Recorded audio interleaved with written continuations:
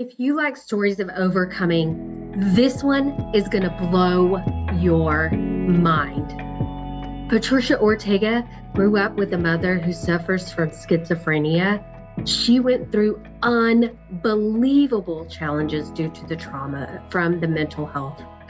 But this overcoming story is going to keep you on the edge of your seat because you will not believe the steps of faith that Patricia has made in her life. It is going to blow your mind.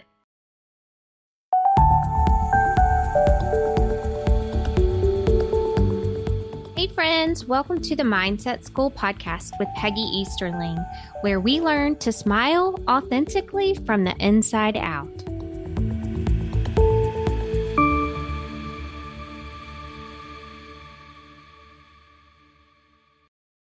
Hi Patricia, how are you today?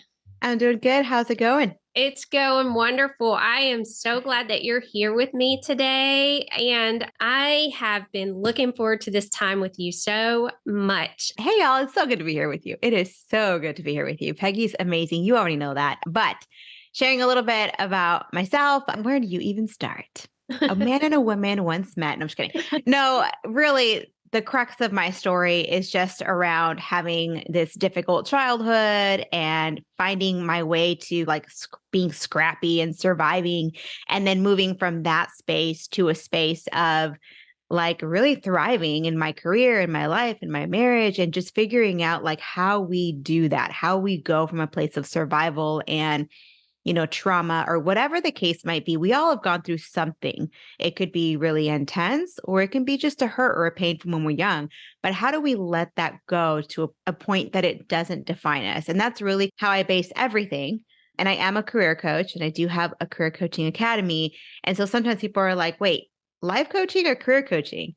And in my mind, I think these are really one and the same, because your career is a part of your life. And if you separate the two, it's like you're having two identities. And so we need to work from the inside out for really anything in our lives, including our career. So that's the mix of things as far as I'm concerned.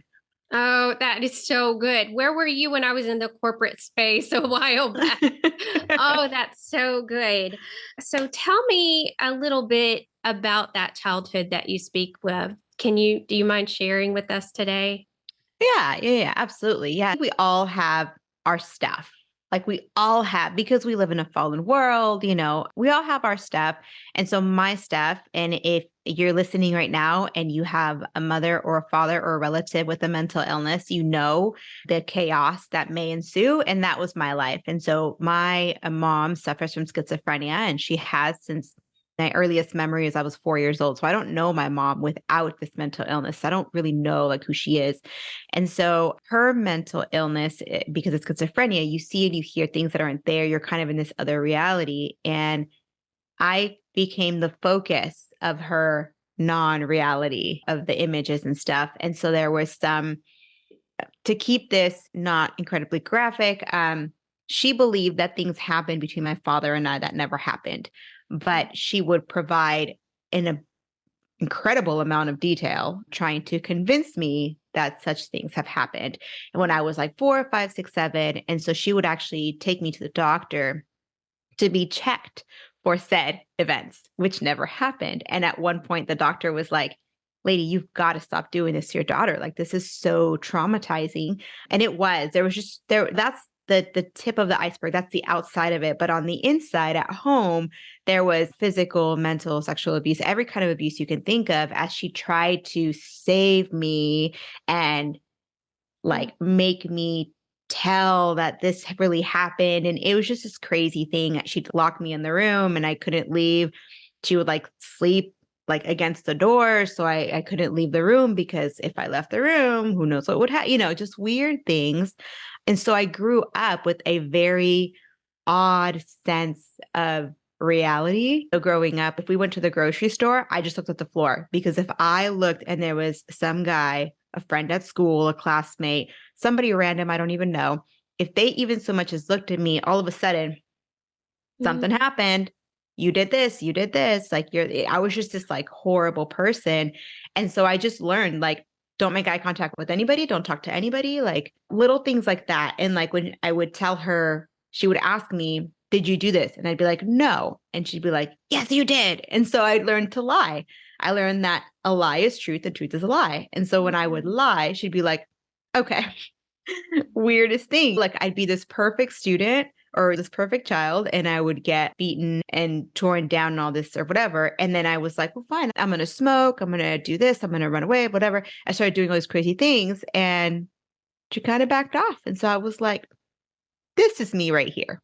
This is the me that is successful. It's the me that sex, drugs, and rock and roll or whatever the case might be.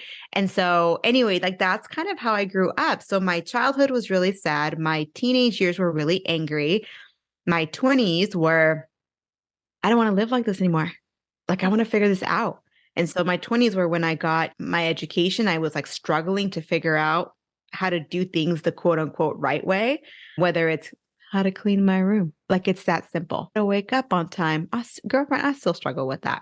You know what I mean? Like like there are some things. I was talking to my therapist on Monday and I literally was like, I'm almost 40 and I can't get it together. And I just think it's important to share those pieces that like, listen, if you're 30 something, 40 something, and you feel like, why can't I get it together? Know that there is a sister on the other side of this microphone waiting for you because it's true. Like we each have our things that we struggle with. And that's one of those things for me. So you've got the, sad childhood, the angry teen years, the figure it out 20s, and I have figured it out well enough to help other people figure it out now. And I don't have to be perfect in order to do that. So that's where we're at. Yeah. So I love that last part. I don't have to be perfect in order to do it. For me, my journey was like, stop striving. That's when I finally arrived, is when I just surrendered. And I know your faith is very important to you. So what did your surrender moment look like? Oh, you've opened up a can of worms. So listen, like when I was little, like I had this moment and I know that, and I've learned that in the Christian realm, the realm of all folks who call ourselves Christian, right? There's people all along the spectrum. There's folks who have audibly heard the voice of God. There's folks who have seen angels. There's folks who are like, I pray and I read my Bible. And that's all that you know what I mean? Like, and that's beautiful relationship with Jesus. And I don't know why, but what I do know is that when I was young, all this torment and this horrible stuff was going on, but I was like 6 or 7. I was playing in the yard with my friends with my brother and my siblings. And for some reason, I felt like the world just stopped. And I remember just standing, looking up at my roof, and I see Jesus sitting down, just looking down at me, and he didn't say anything. And in my mind, I just knew that God was like, some bad things are going to happen here, but I'm going to be with you the entire time. Wow. It was just, I can't really explain it. And so since then, my mom was Catholic, not necessarily a practice, like kind of like a ritualistic Catholic. I do the things, but I'm not really. And so she would have us pray the rosary or whatever, and I would fall asleep and she'd pinch me because I'd fall asleep, that whole thing. And then we'd finish and that would mean nothing to me. But then I'd go in my room or I'd lay on my bed or whatever, and there was a window and I would open this window, this big tree and lots of stars. And I would just stare up and I would just be like, Jesus, like, just don't let me go insane. Like, that's my prayer. I know you're with me. Just don't let me go insane. I didn't pray like, get me out of here. I was just like, don't let me go insane. So fast forward to my teen years, I was like counting down till I get a car and I can leave. And then she made just the worst comment with regards to me and my brother one day. And I was like, no, like you did this enough with my father. I have no relationship with my father at that time. I'm just not doing this again. So at that point, I had become the bad person because I had put my dad in jail when I was 11. I'd put my dad in jail when I was 11. And so then he ended up getting a restraining order. I took the whole thing back. It was a whole mess. But after that, my dad was no longer in the house. And so now I was the bad person because who else? And so I wasn't allowed to be around my brothers now. So my mom would sleep by the door with my brothers inside, and now I would sleep in a different room.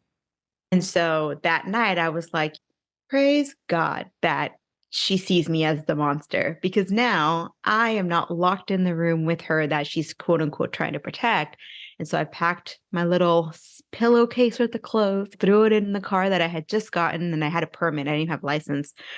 And I just drove away, and there's been like amazing families that have helped me. And I think I was homeless for like a day, like a week at the most. The whole shower at the gym, have your stuff in your car, whatever. But there's been some amazing families that have just become like a second home for me. And so all that to say, that started like really angry, again, smoking, boys, like all the stuff that I shouldn't have been doing. And then super fast forward to getting my master's degree, right at the tippy end of it, a friend invited me to church. And I was like, yeah, you're weird. Like I had outgrown it. I was like, you're weird. She said, do you want to read the Bible with me? And I was like, don't you have any other books to read? I had lost everything of how God had brought me out of that situation. And so I went my own way, and I ended up living with a guy who didn't give me the right place as the woman in his life. We weren't married. We were having sex outside of marriage, which I really don't recommend for multiple reasons. But that's another story.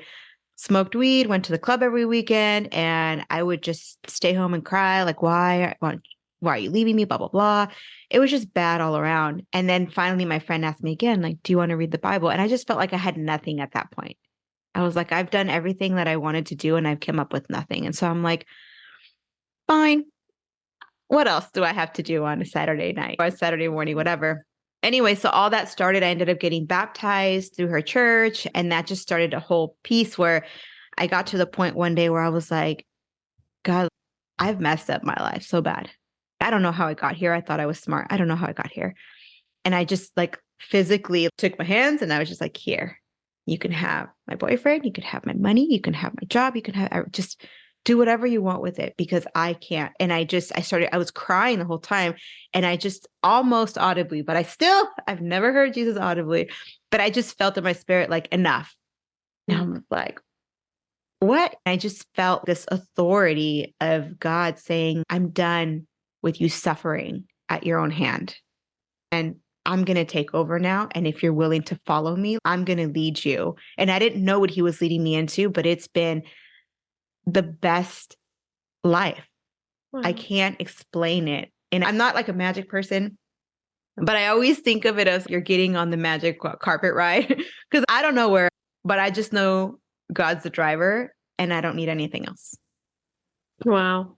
So you really just surrendered completely in that stage and you were in your 20s at the time when you just gave up and just let God. And you said you got baptized, and that just really turned your life around. Wow. Wow. And think of that friend that spoke and brought you and risked being, as a friend, being considered a weirdo because you called her out as a weirdo. I did. I was like, what a weirdo. And now I'm like, thank you. Exactly. Isn't it great to have friends who are willing to be a weirdo? And what an impact that you're making today for the kingdom, because she was willing to be a weirdo. That is so awesome. All the time we talk about that, where we're like she literally is the fork in the road of my life, like if she hadn't gone out and had the courage to be like, I know she's going to think I'm a little weird, right? Yeah. But if she hadn't gone out and moved through that speed bump in our relationship, like, I don't know where I'd be. I really don't. I mean, I'm sure God can speak through a donkey, right? I'm sure God could have sent someone else. But as of right now, I owe that fork in the road in my life to her and her courage. Right. And her willingness to surrender to God and his will for her life. That's so awesome. That's so awesome. Yeah. You surrendered your life to God in a big way recently. So you went from a career and doing successfully. Tell me a little about that. Yeah. God's just too good. Once you learn to trust God, you're like, Abraham, you tell me to sacrifice my only child. And in this case, it's my baby, right? I don't have children, but like my career was my baby. And I feel like I felt like that job was Isaac. And so let me back up a little bit so that my friends who are listening can kind of be in the moment with us. I come from, like, you already know, I come from a kind of a poor background. Everything was from the Goodwill and Salvation, like I just grew up really poor.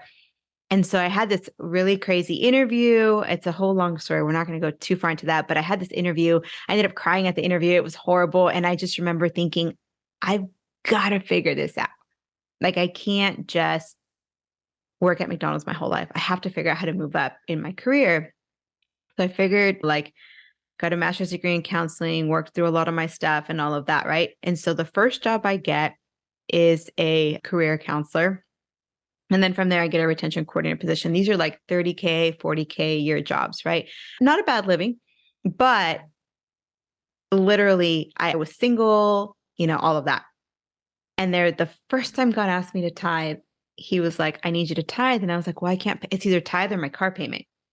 Car payment is more important to me right now. And God was like, I need you to tithe. Isn't your faith important? So eventually I was like, oh my gosh, my car's going to get repossessed, but I'm going to tithe. So I ended up tithing, and God just opened up. I mean, he just opened up the windows of heaven. He just opened up the windows of heaven, and I got a teaching job at that time that was part-time. And I just started seeing his faithfulness. And I was like, and that's the beauty of it. Like, I didn't ask for it. I wasn't like, God, I will tithe because I know that if I tithe, you'll give me this. Like, that's not how God works, right? And we can never outsmart God. But literally within a year of that, he was like, I need you to quit your job. I'm going to give you a counseling position. And at that time, I had that job because no counseling positions were open. I mean, I had heard the story of like 400 people going to Bakersfield in Central California, which is like almost the middle of nowhere, to apply for one counseling position that was open at the time. And I'm like, I'm not going to move up there to a place I don't really like to be a generic 1 out of 400. Like, it doesn't make sense to me. So I went for a different position. But then God was like, I need you to quit your job. I'm going to give you this position. And I was like, great. So where is it before I quit? And so I felt like God was like, I need you to do this in faith. And so in faith, I quit a secure, great benefits, normal, regular pay for a recent graduate, right? 40K. And so I quit my job. I had one job with a friend that is actually coincidentally the friend that brought me to Christ, that it was like 10 hours a week, $20 an hour, which was like nothing if you do the calculations, right? I could barely pay my car payment with that. But I quit my job, and it was a week before my last day. I had already put in my 30-day notice, and this guy calls, and he's a friend's husband. And he's like, hey, out of nowhere, I know you love your job, but I would like to offer you a job with the federal government in organizational development. And I love organizational development, like training, all of that, cultural change. I love all of that. And he's like, we'll start you at 80K. That's already twice my salary at that time. And I didn't have a job. I had already told my job I would quit. And so I'm like, oh, is this it?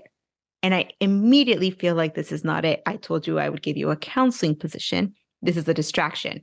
But I'd never seen $80,000 in my life. Like, that's like what rappers sing about. You know what I mean? Like, like when they talk about a 6-figure salary and blah, blah, blah. Like, that's just, it's not for me, is what I remember thinking. But because at that point, I had given my life to Christ. I literally had given him everything. I was like, I'm so sorry. I'm going to have to say no. And he's like, okay, what I meant to say is you'd start at 80, but I'd get you to 90 within a year. And I was like, oh my gosh. And so again, I was like, let me think about it. Let me pray on it. And I had to go back to him. I had to say no. And I was just like, God, I literally feel like that was my first Abraham moment where I was like, I've got to sacrifice this, Well, it's my last day of work. I'm leaving work and I still don't have a job. I'm like, I'll waitress, I'll do whatever until God fulfills the promise of a counsel position. But I turn around and for some reason, I'm like, let me check my voicemail again.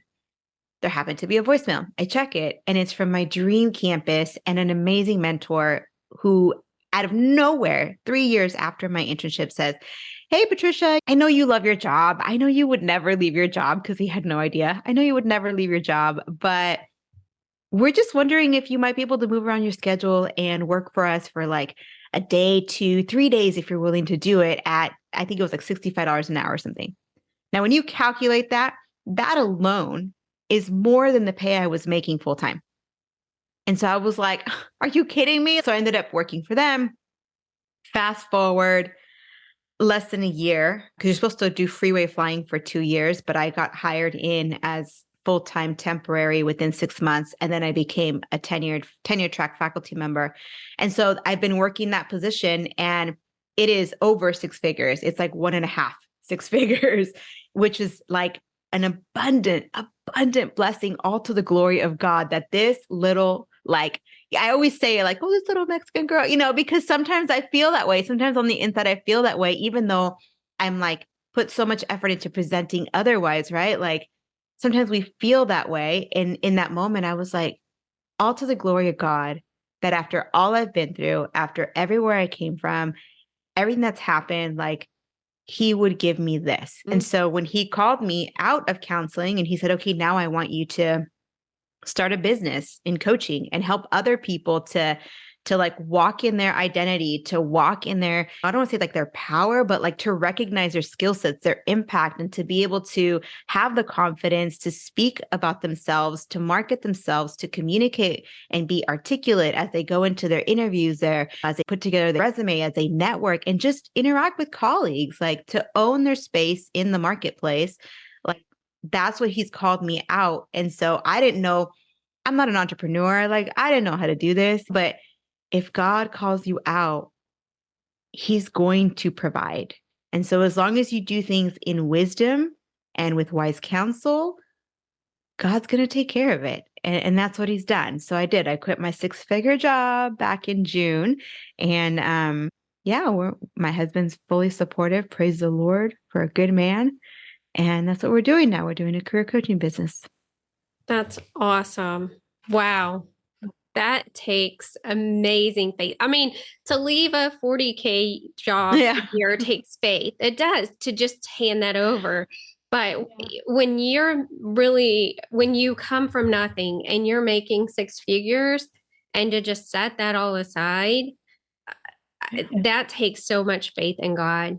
Your faith is so inspiring. That's beautiful. Oh, thanks God. Yeah, he's awesome. I really want to hear more about your story. You touched on it very briefly, but you were telling how during your counseling, that's when you really began to unpack your stuff. And do you mind going there and sharing just a little piece of that? Because I want to help people unpack their stuff well.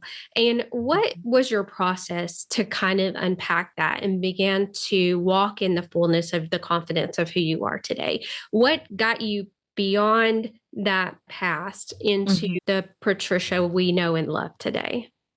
Oh, it's a journey. It's a journey. I think sometimes there's like the before and the after, right? And on the before side of it, I felt like I'm broken. I need to go to somebody, they fix me, and then I'm perfect. You know what I mean? Like it's this idea of I'm broken, fix me, I'm better. But I've just learned over time, it is a journey. And I know it's so cliche to be like, it's the journey, not the destination, but the reality is like, the more I looked to who I wanted to be, the less I felt like that person. And the more I realized I need to like love who I am right now, the more I just kind of became who I wanted to be, because I just was like, well, I like who I am right now. Like, and this is what you're going to get, So that's like a big piece, is just how you look at the process.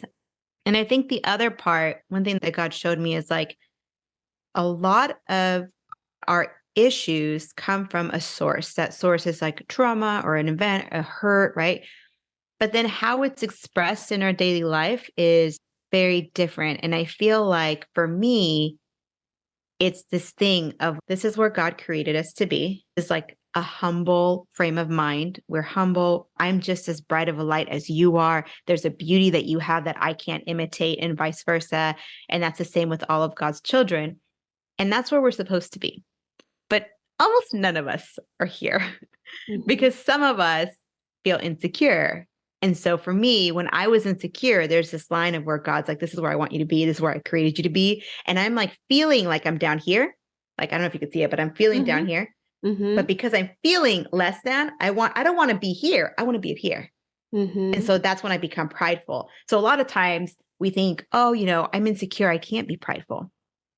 And what I feel like God has taught me is prideful is when you focus on yourself more than you should. And so to me, being insecure is a form of self-centeredness. And I know, like, if you're listening, that may have hurt a little bit. I get it because it hurt when I heard it too.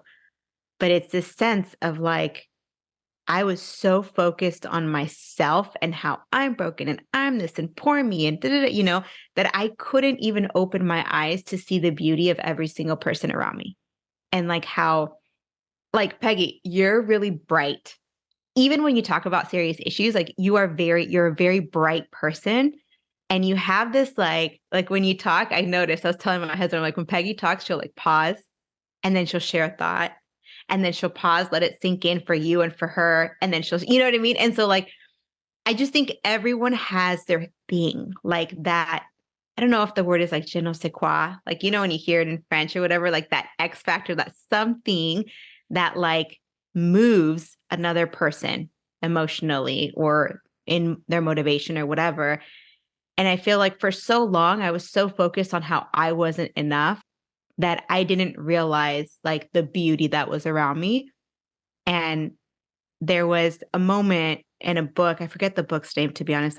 I'll find it and I'll send it to you. But there's a moment where God kind of showed me that whole like insecurity, self-centeredness. And I was like, oh, like I don't want to be like that, And so then it was just a process of appreciating other people. And when I started, this is crazy. I don't want to get emotional. Like when I started seeing how beautiful other people are in their quirks, in their faultiness, in their issues, like when you see the beauty in other people, you start to recognize like, hey, there's a little spark in me too. Like there's a little bit of beauty in me too. And I think that was a big part of it. Yeah, I think that was a big part of it. And there's also the process of, spending a lot of time with God. You become like the people you hang out with. And Jesus is not insecure. Jesus is not aggressive the way I was. He's not angry. He's not, you know what I'm saying? Like he doesn't have imposter syndrome. Like, and so if you want to be more confident, if you want to be loving and selfless and other-centered and be a servant, spend time with the one who's the source of all of that. And you become like him. Like I literally, when they say prayer closet, I kid you not, I'm looking at my closet right now. I literally shut the door. Nothing else exists in those moments. And when I can have those moments to where I can feel his presence, it's like, the world could be falling apart on the outside, but like I get to be at peace. And it's like a cycle, like I recognize beauty in others and therefore I feel better about myself. And then I go to Jesus and I'm like, oh, thank you for this. And therefore I can recognize better in others. And therefore, you know what I mean? Like it's a cycle that you just keep at it. And so I don't know if that helps, but no, it absolutely helps. For me, it's my gray chair. And I can physically, it's like there are physical arms of Christ wrapping around me when I sit in that space, because that's the space where I sat so long with him while I was on my healing journey, where I really let him in those places that I never let anyone in before.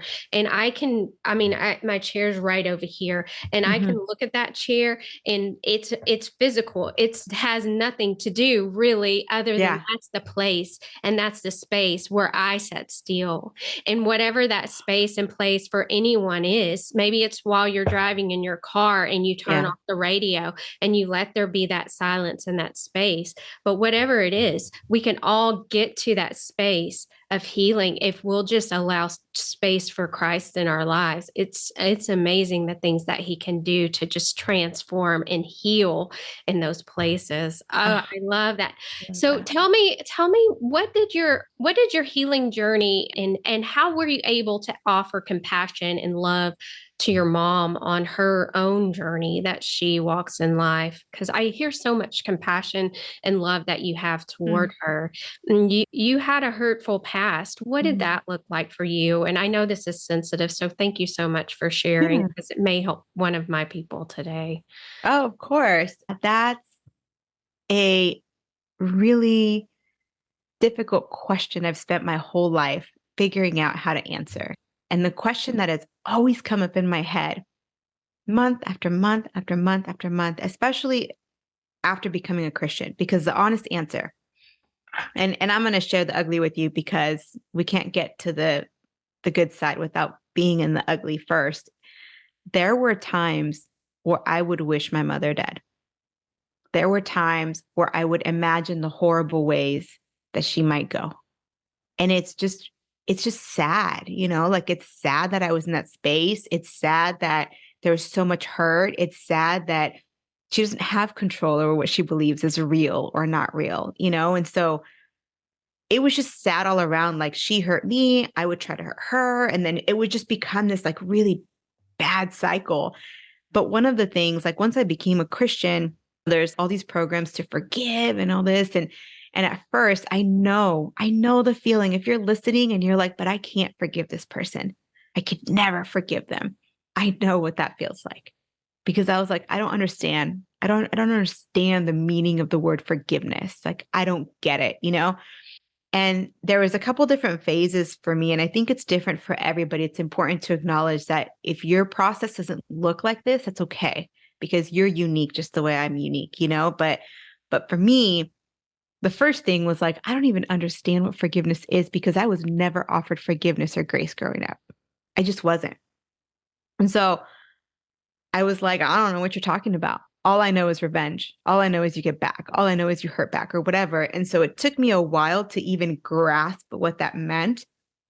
And then from there, it was like, I don't know, I think Jesus kind of bypassed the whole forgiveness thing with me for a second. And he was like, okay, fine. But in the word, it says to honor your mother and father. And I remember for years struggling with that. What does it mean to honor your mother and father? And I'm like, okay, I get that. Cool. If my mother and father were saints, if they weren't sinners, or if they were just your average run of the mill sinners and not these like horrible people, my dad was fine, but my mom, if she's not this horrible person. And so I researched that for so long, and I was seeking answers to how do I honor my mother and father? How do I honor my mother and father? And I don't know how or when, but I think just praying for it and asking God, like, God, I'm not forgiving right now. I just am asking for you to help me to even want to forgive. Like, I'm not touching it. I'm just asking you for desire to want to even look at it. And so slowly, like, I don't know, it's a work of the Holy Spirit, but there came a point, I don't know, I was in Bible study or something, and it just brought me to tears, because it's like the whole weight of the suffering that she had to have gone through in order to be the person who does this to their children. Like, gosh, it's just so sad. Like, the life she lives is so sad, And even though to this day she tries to manipulate me if I'm on the phone, even for 2 minutes, like, it's such a sad place that it comes from. And I just broke my heart that, like, on top of all her hurt, God had helped me to overcome all of that. And I'm just going to leave her in the ditch. Like, I'm not going to try to like pull her up. I'm not going to try to like say, hey, maybe you weren't strong enough to figure this out, or maybe you're still suffering with this mental illness, but like, let me try to help, Mm-hmm. So there was a whole period of my life where I gave her money. There's thousands upon thousands of dollars that have been, in all sincerity, wasted because she's not well. And that's when I started learning, okay, you can love your mother and father and you can honor them with boundaries, because she only gets one life. God gave her one life. He didn't give her 2 and 3 and 4. And so she can't run my life too. And so I've had to let go and say, if you lose your house, I have to be okay with that because you've made those decisions, And it's hard. I know I can feel people judging me, being like, you're going to let your mom lose her house or, whatever. But like, when you've been through this, for 30 years and the answer on the other side never changes, you have to accept some stuff. You have to. And I pray for her and I feel for her. And I just have to set that boundary that like God only gave you one life to live. You It's can really only good. make decisions for that one life. That's really good. Oh, there's so many things that you just said that it just resonates and agrees so much with my Mm. spirit. And that one piece where you were talking about you didn't believe that about yourself. It was like you were bridging a gap there, and that you were able to bridge that gap and began to believe differently. And then also Mm. you're talking about her and that boundary that you have to set. And I think in offering compassion and love and prayer to her helps you set that boundary, but draw that circle around yourself and say, I've got to decide for me in this circle, what Mhm. does health and healing look like? Because you are also on your own healing journey. And if you're constantly trying to control someone else and help them to heal, you can't truly focus on your own circle unless you give the boundaries to other people and that are healthy. And I'm not saying Mhm. push people out of your life, because isolation for people who've gone through trauma is such a huge piece of their life. But at Yeah. the same time, drawing your circle, put those healthy boundaries there with people that you love and you care about that are also on their journey and they don't know how to draw their circle, but show them love and compassion. It's so, so important. It's so, so It's so important. good. Oh, I love how you touched on, boundaries. And I think there's a book by Henry Townsend, Cloud and Townsend, cloud. I think, Uh-huh. Mm-hmm. where it just talks about like boundaries express love. Like God put boundaries for us as a show of his love. Because if we go beyond those boundaries, then that's when people get hurt. And so that's where setting a boundary with somebody is actually like, it's a form of showing them love, saying, if you go beyond this boundary into my personal space, into my bubble or whatever, like, then we run the risk of hurting our relationship. That boundary, like, it may feel like it's not a form of love, but it really is. It's saying, I value our long term relationship, that I'm going to put this boundary so we can continue to have a long term relationship. That's Exactly. good. That's so good. So tell me now, what are you doing? Tell me about your business and how you're helping people now, because I know you're helping people so, so much. Yeah, the piece that seemed to always bubble up in my career has been how it's so easy. It just comes naturally to me to take that nervousness at interviews and turn it into adrenaline and excitement and like really wow the room and to connect with people and to break down networking to where it feels like a normal human to human conversation and not like some sort of LinkedIn algorithm. All of that. I just have this, I guess, this natural ability I've learned over time to connect with the potential employer, to market yourself well, to find your confidence from the inside out. And so now that's what I do. I help folks to find their confidence, find their thing. Like, where are you strong at? What's your like hallmark contribution and your signature strength? And how do you portray those? And so I help folks do that through one-on-one coaching that can be fully comprehensive, from I don't know what I want to do as a career all the way to how do I negotiate my offer and transition well. And then there's also the smaller programs where I get to work with someone just on getting their resume good to go or just on doing mock interviews. And then I've got the like DIY group coaching for those folks who like to do things on their own at their own pace, or who just want a ridiculously affordable option to have a career coach and some group coaching support. So those are the things that I'm working on right now. And I've got a podcast that God is blessing tremendously that I just found out is in the top 10 of all podcasts. So it's the Uncommon Career Podcast if you want to check it out. But yeah, that's what God is blessing at the current moment. And that podcast is so good. You guys have to go check it out. Thank you. Oh, yes. I love listening to it. How do people find you if they want to work with you as a career coach? How can they look you up and find you? Yeah. So listen, I have a page that is specifically for the Mindset School listeners and fans of all things Peggy. And so you can head over to theincomingcareer.com/Peggy, Peggy, and you'll be able to find basically everything that I offer there, but it all starts with an opt-in. And so with that opt-in, we've got an awesome resource that walks you through all things with regards to the career process. And there's also a mindset fix for those who just want to figure out how to get confident from the inside out using scripture and a framework in scripture. And so all of that is available at theincomingcareer.com/Peggy. Awesome. Thank you so much for sharing with us today, Patricia. I always enjoy our conversation and consider you such a great friend. So much love to you. If you enjoyed this amazing overcoming story and you want to hear more overcoming stories from the Mindset School podcast, comment, like, subscribe, and most importantly, share with someone else that could use an overcoming story of encouragement.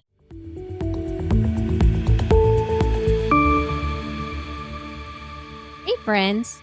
Thank you for listening. You're now done with step 1 of growing together at the Mindset School.